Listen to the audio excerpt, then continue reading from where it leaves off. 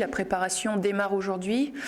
Si j'avais voulu que le stage démarre à 23, on l'aurait démarré beaucoup plus tard, mais ça aurait été trop tard pour le coup. Donc non, le stage de préparation commence bien aujourd'hui, même à effectif réduit.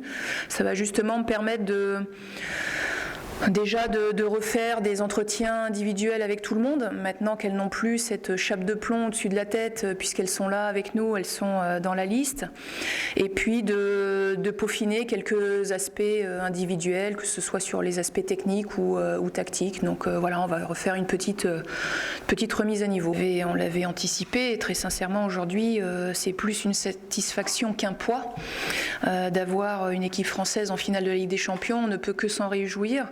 On espère bien évidemment que l'issue sera favorable à notre club français. Non, écoutez, on l'avait anticipé, donc je vous dis, on va travailler différemment. Après, quand les Lyonnaises vont nous rejoindre, on va leur laisser après la finale 2-3 jours de repos également, pour s'oxygéner déjà les têtes, et puis ensuite on va reprendre le travail puisqu'on sera à 2 semaines et demie de la compétition officielle. Oui, ce qui est difficile aujourd'hui, c'est qu'on n'a pas démarré la compétition et tout le monde nous voit déjà au 7 juillet, donc il faut faire attention, il ne faut pas aller trop vite, il faut y aller étape par étape, il faut rester les pieds sur terre. Après, concernant l'état d'esprit des filles, je pense qu'elles ont eu le temps depuis jeudi dernier de digérer cette annonce de liste. Elles ont terminé leur championnat ce week-end. Voilà, on va faire une petite réunion tout à l'heure d'ouverture de stage pour leur annoncer les objectifs de la semaine. Mais surtout leur souhaiter la bienvenue et surtout continuer à travailler avec cet état d'esprit qui nous anime depuis un petit moment.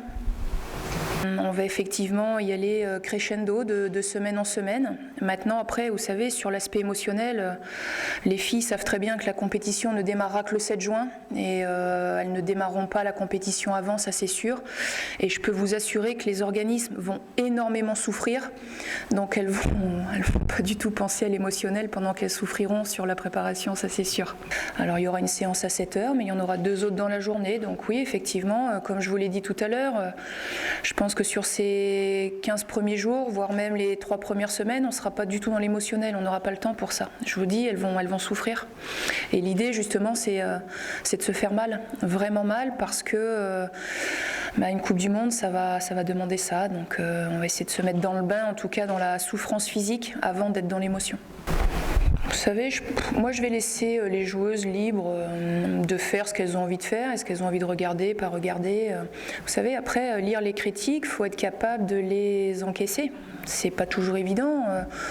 Quand on vous dit que vous êtes performante ou que vous êtes agréable à regarder jouer, c'est facile à entendre. Quand on vous dit que vous n'avez pas été bonne, ou le but qu'on a encaissé c'est de ta faute, ou quand vous prenez un 2 dans l'équipe ou un autre média, faut être capable de l'encaisser. Donc après, les filles géreront comme elles ont envie de gérer cette chose-là.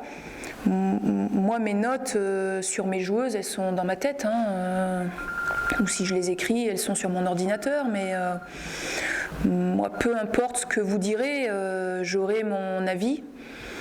Et seul le mien comptera avec celui de mon staff, bien évidemment, puisqu'on échange beaucoup. Mais le reste après, vous savez, on sera capable d'analyser, au-delà des notes, on sera surtout capable d'analyser la performance et individuelle et collective.